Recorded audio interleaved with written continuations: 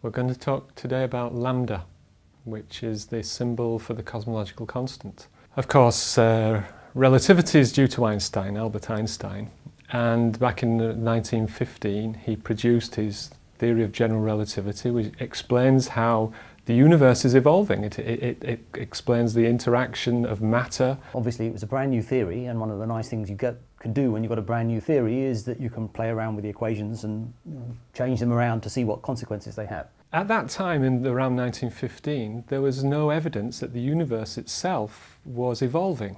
If you looked up at the night sky with the telescopes that were available, you couldn't see that far really. You could see within the Milky Way, and you could see maybe nearby Andromeda galaxies, and they were not moving relative to one another. The stars remained fixed relative to one another on the night sky.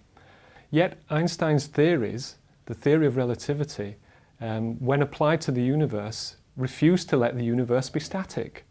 It kept having the universe evolving, which meant, in terms of the galaxies, they'd be moving apart from one another, for example.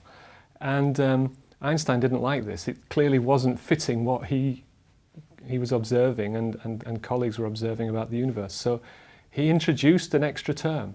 And you kind of have the freedom to do that. It's like if you're measuring how far, if I said I travel north for 3 hours at 4 miles an hour, then I can tell you how far I travel, and it doesn't matter where I started, the distance I travel is going to be the same.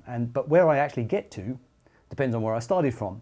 And so you can kind of play around with equations in that sort of way. You can actually add in constants, as if instead of starting from Nottingham, I could start in New York and those kinds of things. So it's that kind of thing that you didn't actually change the laws of physics that much by introducing this constant, but it sort of introduced an extra aspect to the equations.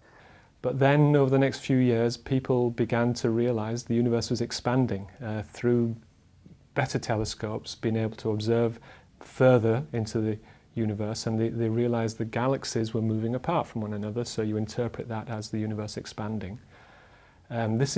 So you don't need this cosmological constant. Remember, Einstein's original model had the universe expanding. And at that point he famously said that this was the biggest mistake that he'd ever made by introducing this constant term. If he hadn't have introduced the cosmological constant and he'd have just trusted his theory, he would have predicted the universe is expanding. Man, what a prediction that would have been.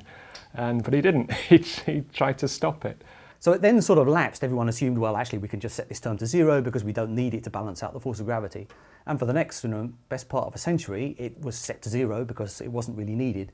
Meanwhile, alongside relativity, which is dominating our understanding of gravity, the other big success story of the 20th century was quantum mechanics. Unfortunately, for the cosmological constant, every time there is some sort of transition in quantum mechanics, you expect there to be an effective cosmological constant. So even though you might decide you're going to set it to 0, in quantum theory, there's no reason why it should be 0. In fact, you expect there to be a cosmological constant.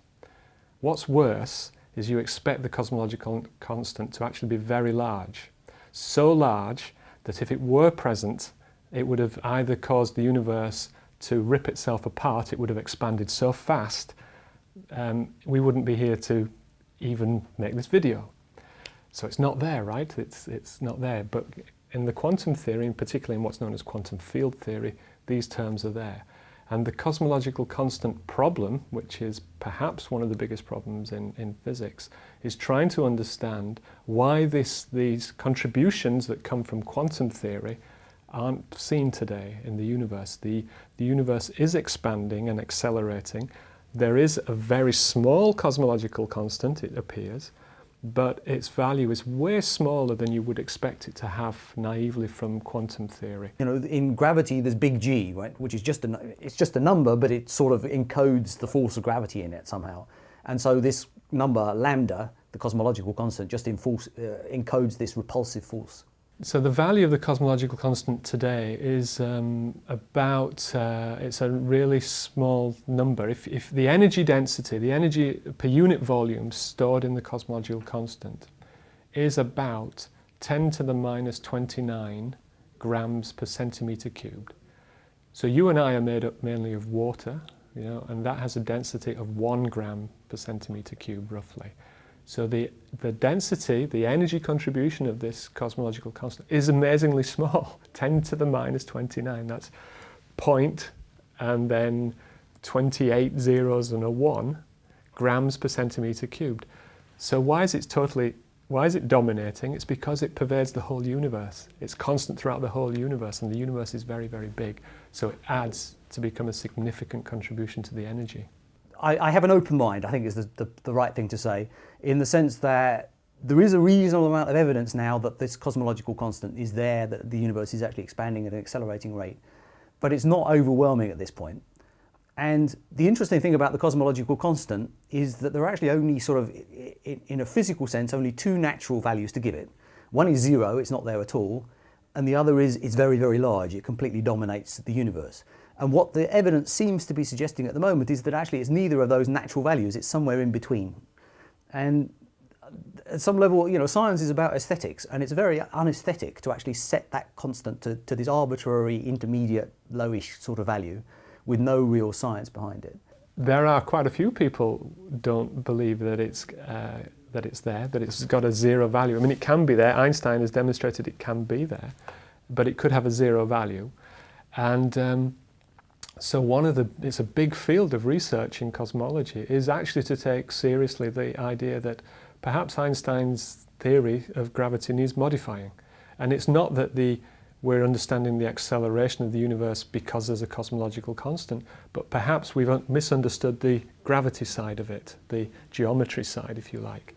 And lots of people are working on what you call modified theories of gravity, where you change Einstein's underlying model, adding in extra terms which are usually to do with the curvature of the universe, curvature of space in the universe. And you try and reproduce what looks like the universe we see today.